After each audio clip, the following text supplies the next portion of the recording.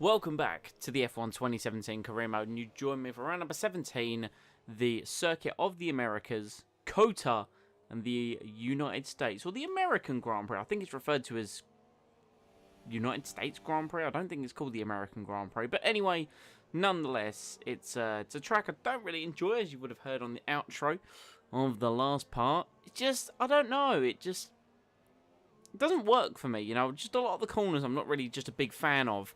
The way that they sort of flow, like they're very, I don't know, like almost you think they're going to be tighter than they are, and then some that, yeah, it's weird to explain. I can't exactly put my finger on it. I just don't really enjoy driving around this circuit, but nonetheless, we of course have to continue to do the job that we have been doing and continue to hold our lead over Valtteri Bottas after two pretty poor rounds in Singapore and Malaysia, and then of course bouncing back with that 1-2 for McLaren in Japan. We need to try and continue and ride that wave of momentum, as we of course have come into qualifying here. So we've already gone through turn 1 and also to turn 2. Now we're now through the S's of the first sector, just keeping the car under control. I'm running quite heavy front aero and quite low rear aero to try and reduce drag, so that's why I'm very much like lifting off, especially through that first sector, because otherwise it will just drop the back end if I keep my foot planted to the floor. But we come down to the hairpin, kiss the apex beautifully,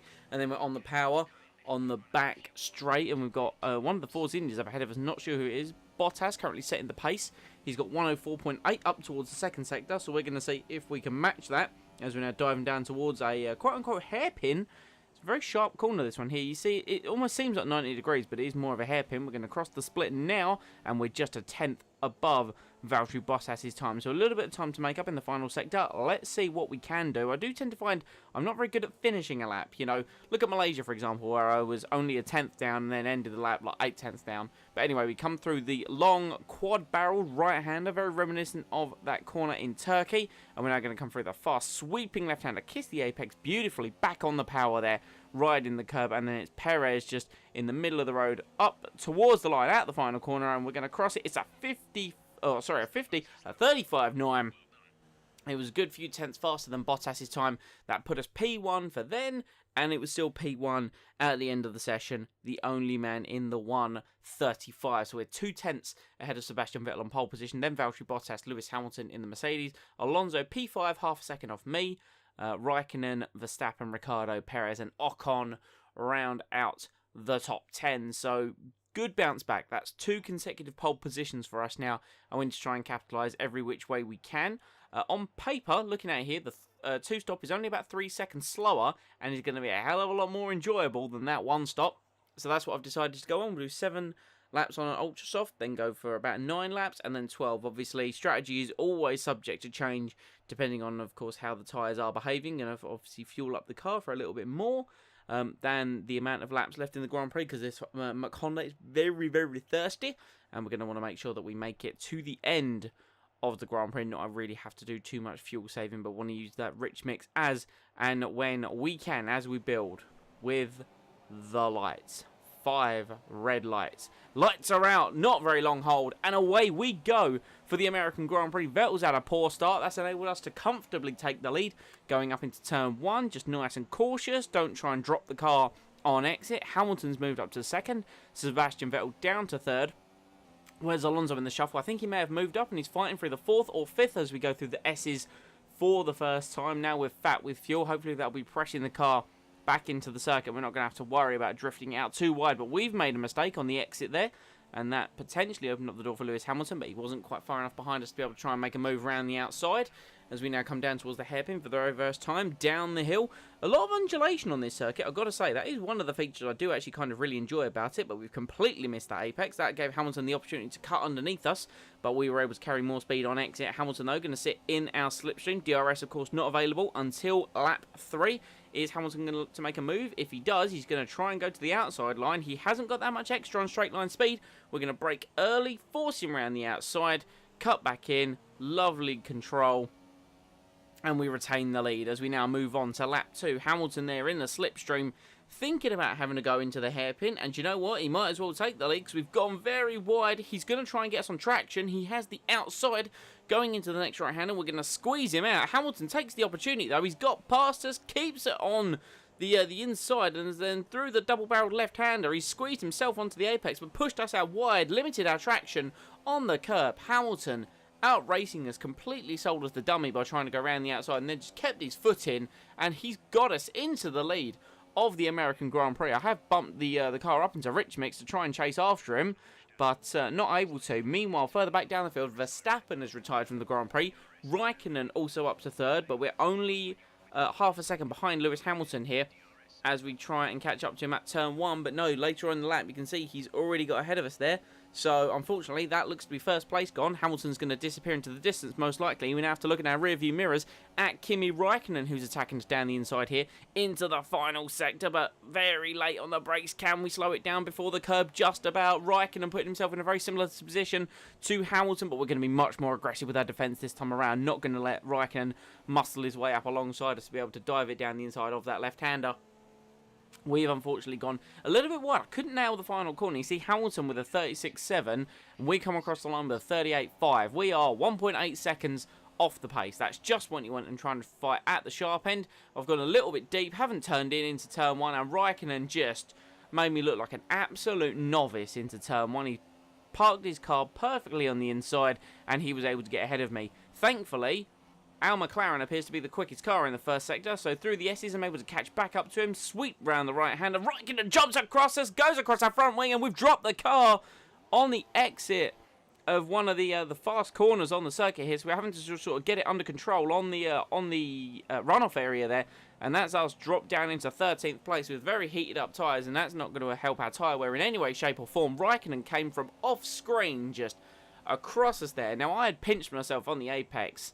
I can't really blame Raikkonen or myself for that when I'm reviewing the footage back. Definitely looks like a bit of a 50-50 incident there. So, nonetheless, get my head down, get on a recovery drive. By the end of lap 5, we have caught and passed Jolyon Palmer, who is now trying to keep with us. You see his front wing there just on the inside with the DRS, but we are able to outbrake him into turn 1. And it looks as if Hulkenberg and Sainz are stuck up behind Ocon, who is 9th. So, come near the end of the lap, we have dropped back a little bit, but once again, our car appears to be strong. Coming into the final corner, the AI take a really weird line. Look, it's sort of like middle of the racetrack-ish. So, we're able to nip it underneath, get on the power earlier. Can we use the slipstream and DRS of Carlos Sainz to maybe try and lunge it up into turn 1? I must admit, we, even down here, did not have very good pace as we dived down the inside of Carlos Sainz, and he wasn't quite able to get the car turned in, so that prevented him from getting any further acceleration on us. Up into P11, and now on the back of the points. Alonso, as the lead McLaren, has come in on lap 7. These tyres felt pretty disgusting, so I was going to do the same thing regardless. We're coming into the pit lane now, get it all slowed down nicely, don't want to speed, and Alonso has come out of the box, so hopefully the boys will be ready for me. Let's see what happens as we go up to our pit box. We're going to pull it in, and no, they weren't ready for me. Even like Alonso's been gone about 10 seconds. That easily cost us 2 seconds, and then we had to be held for a brief second there in the pit box, and that has dropped us down to 19th and last place. So very frustrating. Not really much we can do about it. It's after we got pole and qualifying, because for me to get pole position in qualifying is actually quite impressive. That's when it became a everything started going bad after that. As we now at the end of lap 9 catch up to Pascal Wehrlein at a vast rate of knots. We're down the inside of the final corner there. As you can just see us on our fresh Ultra Softs, and much more downforce than the Sauber, just had much more speed. But even then, it's the 38.1. We can't break into the 37s. We are just so slow. You see Lance Stroll is coming out of the pits now, again on Ultra Soft tyres. Can we try and get him on a switchback? No, he's got just enough traction to stay ahead of me there. And this is now the position we're fighting for, 14th place. I've got absolutely no pace since the contact and spin with Raikkonen, and even then I didn't have it as we just dive it down the inside of Stroll through the fast rights and lefts. You'd think, after the incident I had with Raikkonen, I'd be scared to make a move at that juncture of the Grand Prix as I've bumped across the curb. An interesting interpretation of racing lines by me. We're trying to go around the outside of Ericsson through the final corner. Ericsson able to keep it on the inside, and that curb just gives you awful traction. So I had to fight my way off it. Use slipstream and DRS to get past him. That's us up into P13 at the start of lap 11. Next up, Sergio Perez, who appears to be going to the end on soft compound tyres as we now come down the hill. Stroll is the car behind us there, so we brake before the hairpin, as we're going to come in, touch the inside curb. I go to get on the power, and I get absolutely no drive whatsoever. And you see me, I'm trying to flick through the gears, just I'm not getting anything. The display says I'm going to 4th, and it's just bumping me straight back down to 3rd. Everyone else has streamed past me. I'm down in 19th. Team radio. Zero throttle, loss of hydraulic. So confirmed, a loss of hydraulic from the team. That explains why the car isn't able to bump through the gears, and we've been able to crawl it all the way back to the pits. I don't know if this is extra wear on our power unit by having to run it high due to the issues that we've had over the past few Grand Prix, but after pole position, we're out of the race. 0 points again. And here are our podium drivers today after that excellent race. They've excelled here, as they so often do, and it's a well-deserved victory. Mercedes, then, are on top today.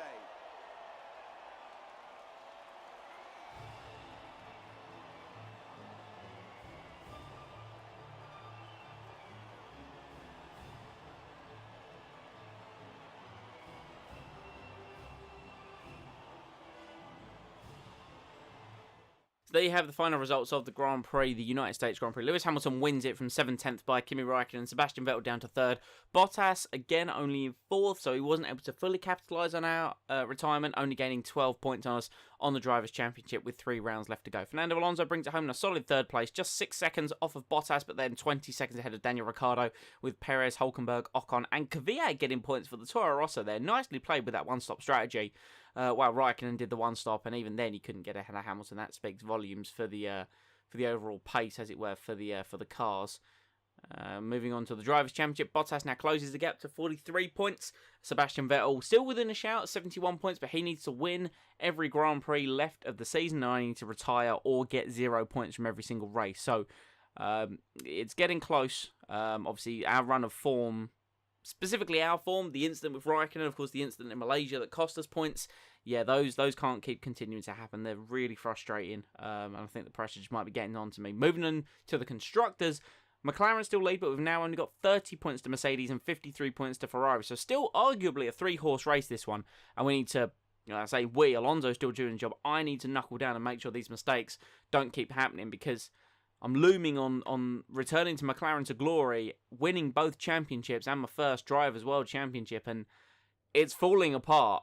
It really is, and we just need to get our act together.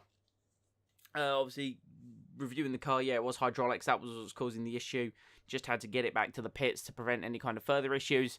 Hopefully, the team have said that they can actually just repair what went wrong, and that way we won't have to take any engine penalty for the rest of the season, but we are on our last set of components, so, you know, if they start to go, we might be in for a rough time. But guys, that has been the United States Grand Prix. Thank you very much for watching. I do hope you did enjoy it. If you did, I would strongly consider hitting a like, leaving one of those. That'd be very much appreciated.